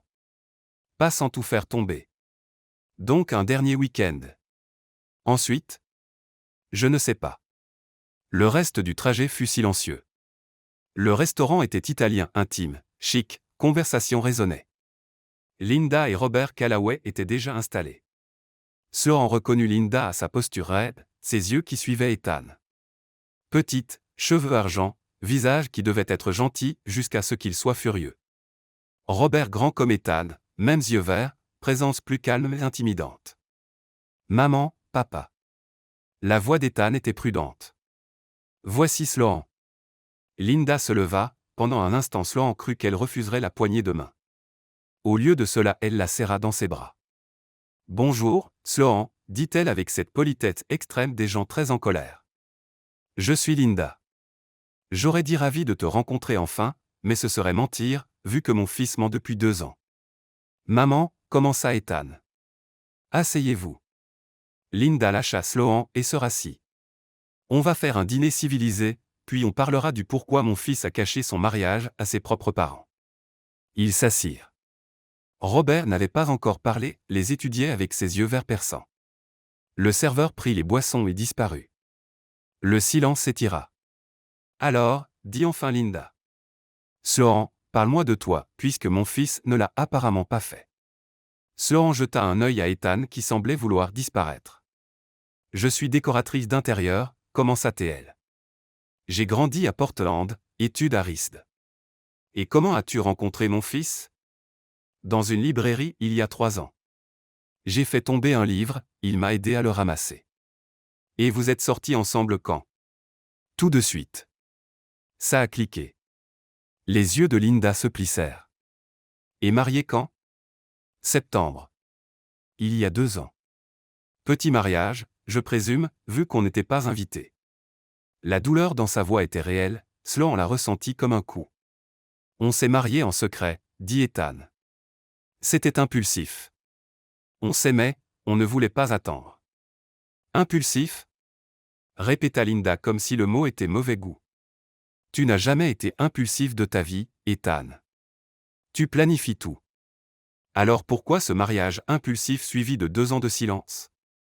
Parce que je savais que vous seriez fâchés, dit doucement Ethan. Du mariage? Que je ne sois pas assez posé. Vous avez toujours dit que je travaillais trop, que je ne trouverais jamais l'équilibre. Sa voix se brisa. Je ne voulais pas entendre, je te l'avais dit, quand ça finirait mal. Le cœur de Sloan s'arrêta. L'expression de Linda s'adoucit légèrement. Oh, mon chéri. Attends. Robert parla enfin, voix grave mesurée. Quand quoi finirait mal? Le mariage. Ethan se figea. Sloan le vit réaliser ce qu'il venait de dire, essayer de rattraper. Je voulais pas dire. Tu as dit, quand, pas, si, continua Robert. Comme si c'était inévitable. Il les regarda. Vous avez des problèmes? Non, dit Sloan trop vite. Oui, dit Ethan en même temps. Linda reposa son verre avec un claquement décidé. Bon. Qu'est-ce qui se passe vraiment? Rien, dit Ethan. Ça va. Juste des trucs normaux de couple. Ethan Michael Callaway. Linda sortit l'arme du nom complet. Ça fait 40 ans que je suis marié. Je sais ce que sont les trucs normaux, et ce n'est pas ça. Vous vous regardez à peine. Vous êtes assis comme des inconnus, et tu viens de laisser entendre que votre mariage est condamné. Elle se pencha. Alors je repose la question, qu'est-ce qui se passe vraiment? Sloan sentit la panique monter. Pris. Fini. Tout allait exploser. On n'est pas vraiment mariés, lâcha soudain Ethan. Les mots planèrent comme une bombe. Sloan tourna vers lui. Ethan, non. J'en ai marre. Il regarda ses parents, visage épuisé de culpabilité. On n'est pas mariés. Jamais été. Sloan n'est pas ma femme. C'est une designer que j'ai engagée pour prétendre l'être et conclure un accord business. Et je mens à tout le monde depuis plus d'1 mois, je ne peux plus. Silence. Linda regarda son fils comme si elle ne le reconnaissait pas. Robert illisible. Sloan ne respirait plus. Tu l'as engagé, dit enfin Linda. Oui. Pour un accord business. Oui. Et tu as menti à Hank Thornton, à toute sa famille, à nous. Oui. La voix d'Ethan n'était plus qu'un murmure. Robert se leva. On s'en va. Papa.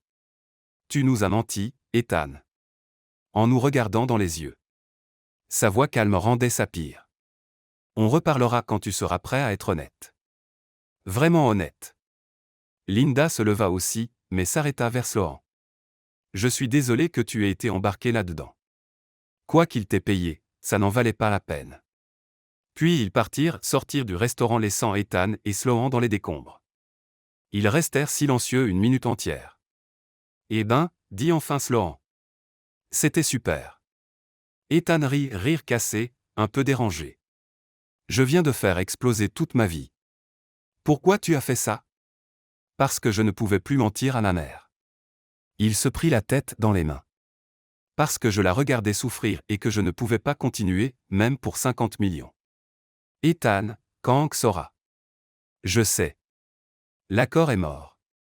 La boîte en danger. Tout ce pourquoi j'ai bossé est fini. Il leva les yeux, bord des larmes, mais au moins il pouvait se regarder en face. Sloan tendit la main, prit la sienne. Je suis désolé. Ne le sois pas. C'était mon choix. Mon bazar. Il serra sa main. Je te paierai quand même Texas, ce soir. Tout. Tu as tenu ta part. Je ne veux pas de l'argent, Ethan. Elle le dit fermement. Je n'ai jamais vraiment voulu l'argent. Alors pourquoi tu l'as fait? Parce que. Elle inspira. Parce que tu étais drôle, intelligent et complètement ridicule avec tes tableurs couleurs. Parce que passer du temps avec toi est devenu le meilleur moment de ma journée. Parce qu'entre le premier dîner et le mur d'oreiller, j'ai arrêté de faire semblant et j'ai commencé à tomber amoureuse. Ethan la fixa. Quoi? Je t'aime, espèce d'idiot. Les mots sortirent, vrai, imparable. Amour vrai, pas amour de fausse épouse. Et c'est terrifiant parce que ça a commencé par un mensonge. Je ne sais pas comment y faire confiance, mais c'est vrai. Ethan. Pour moi c'est vrai. Sloan. Et je sais que je t'ai repoussé. Que j'ai dit que ça devait rester faux parce que j'avais peur. Mais te voir tout risquer pour dire la vérité à ta mère. Elle rit, larmes aux yeux.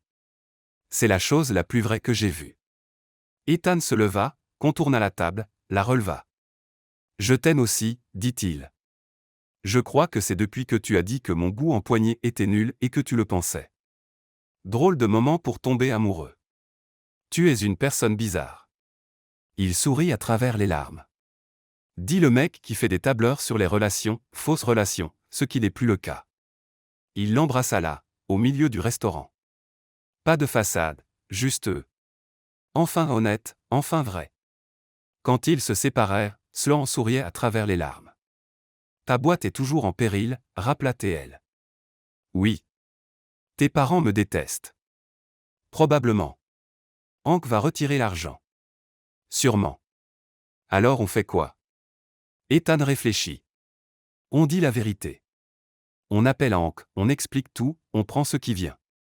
Il écarta une mèche de son visage. Et ensuite on commence une vraie relation. Sans mensonge à milliardaire. Ça semble terrifiant. Complètement. Je suis partante. Ils appelèrent Hank depuis l'appart d'Ethan, en haut-parleur, assis sur le canapé où ils avaient répété le mariage, appris les films préférés, s'étaient endormis pendant Casablanca. Ethan. Sloan. La voix de Hank gronda. Qu'est-ce qui se passe? Tard pour un appel business. Hank, faut que je te dise quelque chose, dit Ethan. Et tu vas pas aimer. Il expliqua tout, le mensonge LinkedIn, le faux mariage, l'implication de Sloan, le Texas, tout. Le silence à l'autre bout fut assourdissant. Donc si je comprends bien, dit enfin Hank. Tu as menti sur ton mariage pour mon accord. Oui. Tu as amené une fille que tu connaissais à peine à mon ranch pour faire semblant d'être ta femme. Oui. Mentir à ma femme, ma famille, tout le monde. Oui. La voix d'Ethan était ferme. Et je suis désolé, Hank. Vraiment. C'était mal. J'étais désespéré, j'avais peur, j'ai pris une décision épouvantable. Autre silence. Tu sais ce qui est vraiment con, dit Hank. Ta plateforme est géniale. Ton équipe solide. Ton business plan béton. J'aurais investi pareil. Ethan cligna des yeux. Quoi? J'ai mis l'accent sur l'homme de famille parce que j'en ai trop vu cracher sans racine. Mais toi, tu viens de prouver ton intégrité en m'appelant pour tout avouer alors que tu pouvais continuer à mentir. Hank rit. T'es nul pour mentir, fiston. Mais t'es quelqu'un de bien. Je ne comprends pas. L'accord tient. Même condition. Mais Ethan. Oui. Ne me mens plus jamais. Je préfère l'honnêteté à la perfection. Promis. Bien. Maintenant, pour Sloan. Tu l'aimes? Vraiment cette fois? Ethan regarda Sloan qui fixait le téléphone choqué. Oui. Vraiment. Alors traite-la bien sinon Martha et moi on aura une discussion avec toi. Elle a adoré cette fille. Bruit de Martha au fond, dis-leur qu'ils reviennent à Noël. Hank rit. Tu as entendu la patronne. Noël au ranch. Et Sloan ramène des idées pour la maison d'amis. Martha veut une rénovation. Oui.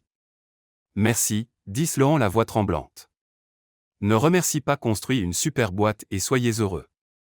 C'est tout ce que j'ai jamais voulu. Pause. Et Ethan, appelle ta mère. Elle doit s'inquiéter. Ligne coupée. Sloan et Ethan se regardèrent. Ça vient vraiment d'arriver? Demanda Sloan. Je crois. Il veut toujours investir. On dirait. Même après tout? Je ne comprends pas non plus. Ils se mirent à rire, vrai rire soulagé. Ethan attira Sloan dans ses bras, elle enfouit son visage dans son épaule. On est les idiots les plus chanceux du monde, dit-elle. Faut encore que j'appelle mes parents, dit Ethan après un moment. Ça va être dur. Je viens avec toi. À Sacramento? On y va demain, tu t'excuses, je les charme avec mon expertise design. Sloan recula pour le regarder. Tu veux vraiment que je rencontre tes parents en vrai? Je veux que tu les rencontres en tant que vraie petite amie, pas fausse épouse. Juste toi. Il embrassa son front. Si tu veux. Pas de pression, pas d'argent, juste parce que j'aimerais vraiment que ma mère connaisse la femme dont je suis amoureux. Dis comme ça. Sloan sourit. Oui. Allons rencontrer tes parents. Le trajet à Sacramento le lendemain matin fut totalement différent. Ils parlèrent, vraiment, de ce qu'ils voulaient, où ça allait, comment naviguer une relation née de mensonges mais devenue la plus honnête de leur vie. On devrait aller à un vrai rencard, dit Ethan en passant Davis. Comme un couple normal. On en a eu plein. C'était des répétitions.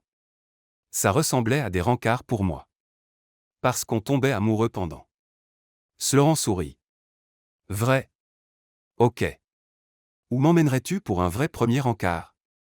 Librairie, évidemment. À cause de notre fausse histoire. Non, parce que j'ai vu ton appart. Tu es lecteur.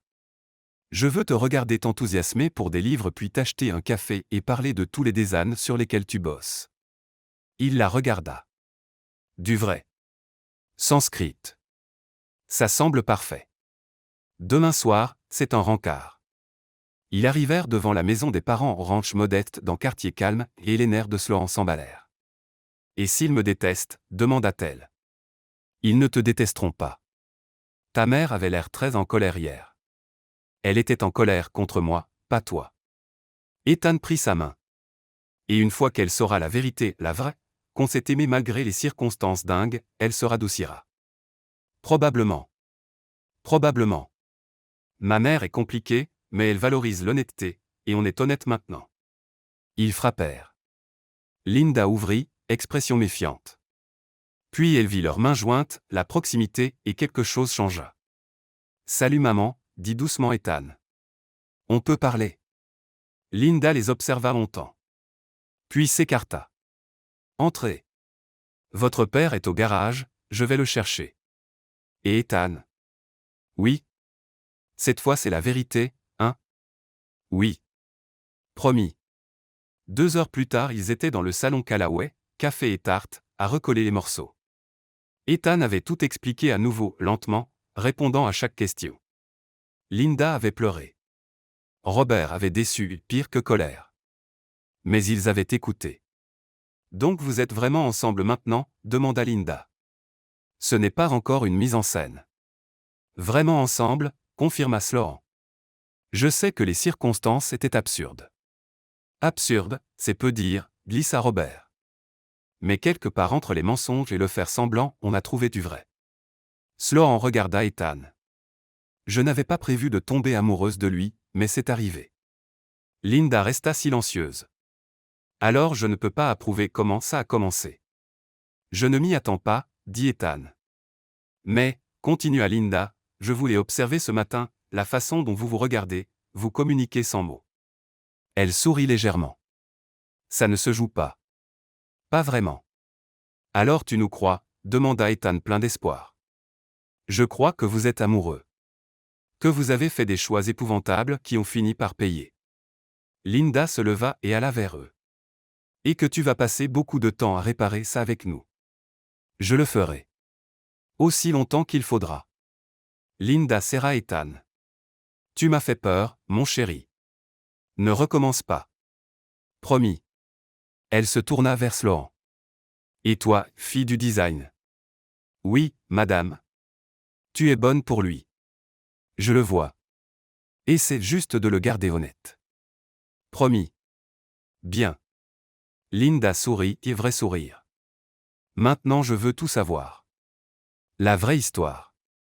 Comment vous êtes vraiment tombés amoureux, pas les bêtises de librairie. Ils passèrent le reste de l'après-midi à dire la vérité, la rencontre désespérée dans le hall, le premier dîner catastrophique, les tableurs, répétitions, le Texas, tout. Robert rit à l'histoire du mur d'oreiller. Linda pleura au baiser. Et quand le soleil se coucha, tout semblait redevenir possible. 3 mois plus tard, Sloan se tenait dans les bureaux de Callaway Digital admirant son travail fini. L'espace transformé, ton bois chaud équilibré par verre moderne, touches de couleurs vivantes, meubles ergonomiques sans sacrifier le style. Son meilleur travail. C'est parfait, dit Ethan en arrivant derrière elle, bras autour de sa taille. Tu es génial. Je sais. Elle s'appuya contre lui. Les employés emménagent quand? Lundi. Marcus râle déjà pour faire ses cartons. Marcus râle toujours. Juste. Y embrassa sa tempe, geste jaune devenu habitude. Prête pour ce soir. Ce soir dîner avec Hank et Martha, en ville pour affaires. Vrai dîner. Sans mensonge. 4 personnes devenues amies improbables. Prête. Elle se tourna dans ses bras. Martha va encore demander pour le mariage? Sûrement. On lui dit quoi? Ethan sourit. Qu'on prend notre temps. On sort ensemble normalement. Pas pressé de faux mariage. Bonne idée. Sloan s'arrêta. Quoique. Je ne serais pas contre, un jour, un vrai mariage. Avec vraie promesse. Et l'approbation de ta mère cette fois. L'expression d'Ethan s'adoucit. Oui. Mais genre, loin dans le futur. Après au moins 1 an de sortie normale. Défini normal. Tu sais, rencard sans tableur. Soirée canapé sans répétition. Juste nous. On est déjà pas mal à ça. Vraiment. Ils restèrent là dans son bureau fini, Sloan pensa à tout le chemin parcouru, d'une rencontre désespérée dans un OASA, vraie relation, vrai amour, vrai futur. Et, dit soudain Ethan. Tu veux dîner avant le dîner? Ça n'a aucun sens. Si. On mange maintenant, endroit décontracté, juste nous. Et après le dîner chic avec Hank et Martha. Donc, un rencard. Un vrai? Notre premier officiel, parce que tous les autres étaient techniquement des répétitions ou obligations. Sloan rit. Tu es ridicule. Tu adores. Vraiment. Main dans la main, en passant devant le bureau de Marcus, il cria, et patron. Toujours pas cru que tu aies épousé une fausse épouse. On n'est pas mariés. Répondirent Ethan et Sloan à l'unisson. Pas encore? Lança Marcus utile. Sloan regarda Ethan. Il n'a pas tort. Non, accepta Ethan en la serrant plus près. Vraiment pas. Dehors, San Francisco scintillait sous le soleil fin d'après-midi. Réservation dîner, boîte florissante, famille qui leur avait pardonné, relation née de mauvaises décisions devenues la meilleure décision de leur vie. Pas mal pour un faux mariage. Épilogue. 1 an plus tard, la librairie de Green Street, celle de leur fausse rencontre, était fermée pour un événement privé. Dedans, 50 personnes parmi les rayonnages, guirlandes lumineuses, fleurs, livres partout, parce que bien sûr. C'est dingue, chuchota Sloan en ajustant sa robe blanche simple.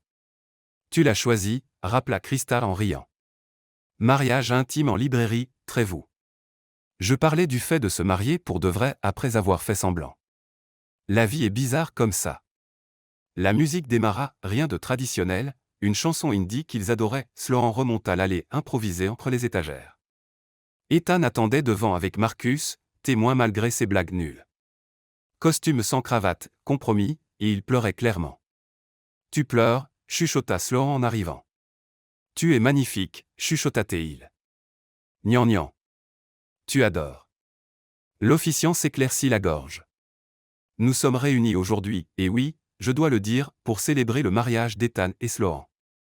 Leur vrai mariage cette fois. Rire dans la salle. Il y a 1 an ces deux-là se sont rencontrés dans ce qui est probablement les pires circonstances possibles, continua l'officiant, par des mensonges, des tableurs et ce qu'Ethan a décrit comme la transaction business la plus élaborée du monde. Nouveau rire. Voix tonitruante de Hank, meilleur investissement de ma vie. Mais quelque part entre les faux rancas et les sentiments très réels, ils ont trouvé quelque chose d'authentique, qui valait la lutte, valait d'être officialisé. Linda pleurait au premier rang. Robert faisait semblant de pas pleurer mais clairement. Ethan, tes vœux? Ethan prit les 2 mains de Sloan. Sloan Parker, tu as fait tomber un livre sur ma tête. Ça n'est jamais arrivé, protesta-t-elle. Métaphoriquement. Tu es entré dans ma vie quand j'étais désespéré et noyé, et au lieu d'être une solution temporaire, tu es devenu mon tout. Sa voix se brisa. Tu m'as fait rire quand j'étais stressé. Tu as critiqué mon goût empoigné et tu le pensais. Tu t'es endormi pendant la princesse bouton d'or sur mon canapé, et j'ai compris que je voulais que tu tigrais endorme pour toujours. Sloan pleurait maintenant. Tu m'as appris que les meilleures choses commencent par des décisions catastrophiques et l'honnêteté. Je t'aime, vraiment. Et je promets de ne plus jamais te faire semblant. Sauf aux jeux de société où tu peux faire semblant que je sois doué. Tu es nul aux jeux de société. Je sais. Je t'aime quand même. Sloan. Ethan Callaway. Tu as fait un tableur sur notre fausse relation. Rire. Tu as codé nos contacts physiques en feu tricolore. Tu as répété les baisers sur la joue comme pour un examen. Tu étais la personne la plus ridicule que j'ai rencontrée. Elle serra ses mains. Et puis tu as tout risqué pour dire la vérité à ta mère. Tu as mis en jeu tout pour ne plus mentir. C'est là que j'ai su que tu étais le bon. Ethan sourit à travers les larmes. Tu me fais rire. Tu soutiens mes idées de design bizarres. Tu as appris mon café, mes films préférés et comment j'organise mes échantillons tissus même si ça n'a aucun sens. Elle inspira tremblante. Je t'aime, vraiment, sincèrement, plus de faux. Et je promets d'être toujours honnête avec toi, sauf sur tes talents aux jeux de société. Je continuerai à faire semblant que c'est récupérable. Marché conclu. Alors, par le pouvoir qui m'est conféré par l'État de Californie, et avec nettement plus de légalité que la dernière fois où vous avez fait semblant, je vous déclare marié. Pour de vrai cette fois. Vous pouvez vous embrasser. Ethan attira Sloan contre lui et l'embrassa tandis que 50 personnes applaudissaient, Marcus sifflait trop fort, et quelque part au Texas Martha Thornton souriait. Ce n'était pas le mariage qu'aucun des deux avait imaginé. C'était mieux parce que c'était vrai. Fin.